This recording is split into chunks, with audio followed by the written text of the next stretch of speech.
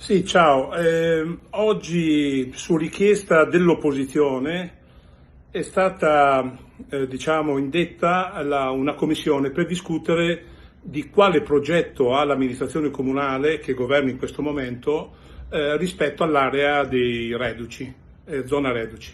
È un'area strategica fondamentale, importante per lo sviluppo turistico, per la viabilità, ma anche per tutti i cittadini che abitano in quel territorio, e quindi il fatto che sentivamo che ci sono progetti in essere e quant'altro, ma che non ci fosse un'evidenza pubblica ci ha preoccupato, e quindi questa è stata una commissione importante che ha visto la presenza anche di tanti operatori economici e di tanti cittadini. Sostanzialmente l'amministrazione ha liquidato un progetto che prevede uno sviluppo di via Reduci e dal punto di vista edilizio e dal punto di vista economico e dal punto di vista della viabilità. Insomma, ci sono tante cose importanti che vengono proposte e di cui i cittadini devono essere portati a conoscenza. Quindi se non c'era il nostro intervento, sicuramente questa amministrazione continuava a lavorare nelle segrete stanze.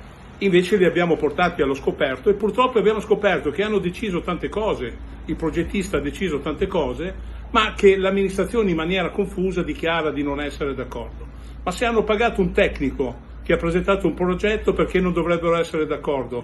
Forse il progettista ha lavorato per conto proprio? Penso proprio di no. Allora siamo nella confusione totale, e purtroppo siamo nella confusione totale in un'area che ha bisogno di essere discussa con i cittadini, discussa con le categorie economiche, e soprattutto poi in Consiglio Comunale si deve avere una capacità di sintesi che questa amministrazione purtroppo oggi non ha. Questa è la situazione. Incalzeremo l'assessore Maria Rosa, che doveva essere l'assessore alla trasparenza e alla partecipazione, invece per discutere di questo importante tema, se non c'era la richiesta da parte dell'opposizione, molto probabilmente se la teneva ben nascosta nei cassetti a disposizione di non si sa chi.